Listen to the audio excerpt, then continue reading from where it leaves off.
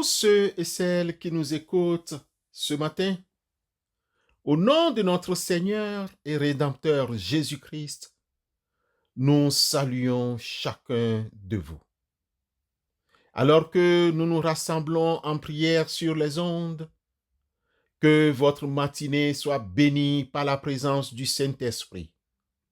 Que la grâce qui a relevé Eutychus de sa chute et la lumière qui a éclairé cette nuit à Troas élimine nos cœurs et nos esprits. Ouvrons grandement nos fenêtres à la parole et laissons-nous réveiller par Christ Jésus. Amen.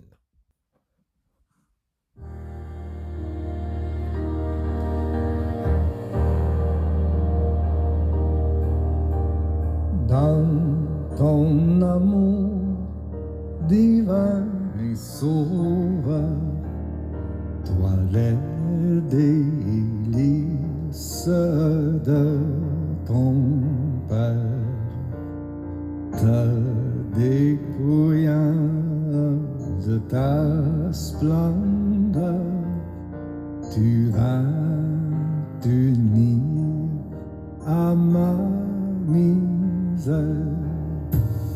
Amour divin, le roi des rois, pour moi se donne sur la croix. Amour divin, le roi des rois, pour moi se donne sur la croix. Frères et sœurs, en route pour Jérusalem, Paul l'apôtre fait une halte à Troas. Le livre de l'évangéliste Luc, dans les Actes des Apôtres, chapitre 20, versets 8 à 12, nous rapporte un événement non moins important. Il y avait beaucoup de lampes dans la chambre haute où nous étions assemblés. Or, un jeune homme nommé Eutychus, qui était assis sur la fenêtre, s'endormit profondément pendant le long discours de Paul. Entraîné par le sommeil, il tomba du 3e étage en bas et il fut relevé mort. Mais Paul, étant descendu, se pencha sur lui et le prit dans ses bras en disant : « Ne vous troublez pas, car son âme est en lui. » Quand il fut remonté, il rompit le pain et mangea, et il parla longtemps encore, jusqu'au jour, après quoi il partit. Le jeune homme fut ramené vivant, et ce fut le sujet d'une grande consolation. Actes des Apôtres, chapitre 20, versets 8 à 12. Bien-aimés, l'histoire de Eutychus est à la fois tragique et porteuse d'espoir. Elle nous invite à réfléchir sur plusieurs aspects de notre propre attitude. La distraction et le sommeil spirituel constituent un danger très grave pour la foi. Eutychus, malgré la présence de l'apôtre Paul et l'importance du moment, se laisse distraire et s'endort. Cette attitude peut symboliser notre propre tendance à la distraction spirituelle. Pourquoi Eutychus a-t-il négligé la communion fraternelle, l'écoute de la prédication et la présence de Dieu en s'asseyant sur le rebord de la fenêtre? Quelles sont nos propres fenêtres où nous risquons de nous éloigner du corps de Christ? Eutychus illustre la dualité de ceux qui cherchent à concilier leur foi en Christ avec les attraits du monde, oscillant entre l'Église et l'extérieur. Dans un monde rempli de sollicitations, il est facile de laisser notre attention dériver et de manquer les moments importants de communion avec Dieu. Ne transformons pas nos lieux de culte en salle d'attente où l'on patiente jusqu'à la fin. Ne laissons pas nos écrans, nos portables, nos GSM, nos montres troubler la parole de Dieu. De nos jours, tout est fait pour être distrait lors des cultes, en même temps que l'on suit la prédication de la parole de Dieu. On est tenté de lire les messages des réseaux sociaux. Certains sont accrochés à leur téléphone pendant que le pasteur prêche, que le prédicateur annonce la parole. Soyons vigilants, soyons authentiques, soyons présents, car chaque parole, chaque instant peut être une rencontre avec l'Esprit Saint. Ne laissons pas la grâce de Dieu nous trouver endormis. Eutychus est assis sur le rebord de la fenêtre, une position précaire. Il est passif, se laissant bercer par les paroles de Paul sans y prêter une attention soutenue. Cette passivité peut nous conduire à des chutes spirituelles. Il est essentiel de rester vigilant et actif dans notre foi. L'histoire d'Eutychus nous interpelle car elle met en lumière nos propres faiblesses et nos besoins de la grâce de Dieu. Elle nous invite à être attentifs à la parole de Dieu et à ne pas laisser la distraction nous éloigner de sa présence. Être vigilant et actif dans notre foi en évitant la passivité, la complaisance. En fin de compte, l'histoire d'Eutychus est un rappel de la grâce de Dieu et de son amour inconditionnel.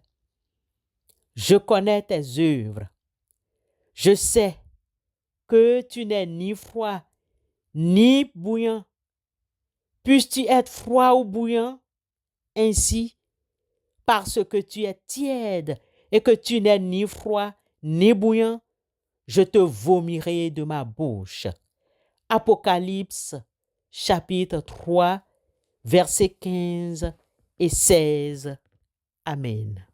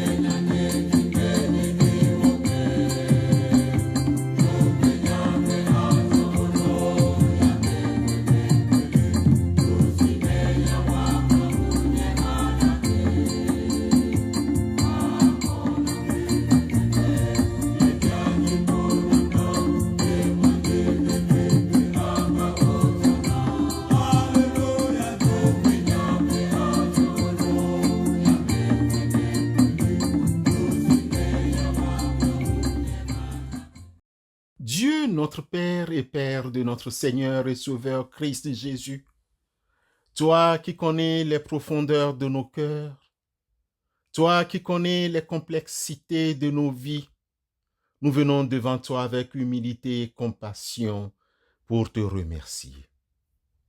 Nous te prions pour ceux et celles qui sont pris dans les tourments de divorce, pour les couples déchirés par la douleur et l'amertume.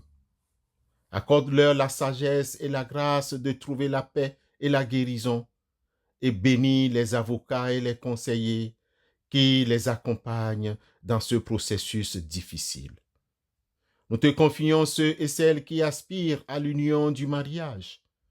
Nous te prions pour les couples mariés qui, dans leur désir d'enfant, placent leur confiance en ta volonté. Nous te prions pour les enfants de la rue, les enfants vulnérables et abandonnés. Nous te prions pour les personnes en situation de prostitution de diverses formes, souvent exploitées et marginalisées. Nous te soumettons les personnes ayant de différentes orientations érotiques et d'identité de genre. Convainc-les. Et sans oublier les personnes aux prises avec la dépendance, prisonnières de substances qui détruisent leur vie. Père éternel, nous te prions pour les étrangers, les réfugiés, les exilés qui ont quitté leur foyer, leur pays, à la recherche de sécurité et d'espoir. Nous te soumettons les dossiers de nos frères et sœurs qui sont dans la diaspora et qui sont dans des situations irrégulières. Donne-leur le papier et régularise, s'il te plaît, leur situation. Accorde-leur la force de surmonter les épreuves et ouvre nos cœurs à les accueillir avec compassion et générosité. Change les cœurs, car tu es le seul à pouvoir le faire. Car, selon le livre de Joël, au chapitre 2, le verset 13, il est prescrit: déchirez vos cœurs et non vos vêtements, et revenez à l'Éternel votre Dieu, car il est compatissant et miséricordieux, lent à la colère et riche en bonté, et il se répand des mots qu'il envoie. Père, nous te remercions pour ton amour inconditionnel et pour ta promesse de restauration. Nous te prions de répandre ton Esprit Saint sur tous ceux et celles qui souffrent, afin qu'ils puissent trouver l'espoir, la guérison et la plénitude en toi. Au nom de Christ Jésus, notre Seigneur et Sauveur, Éternel notre Dieu, nous te prions. Amen.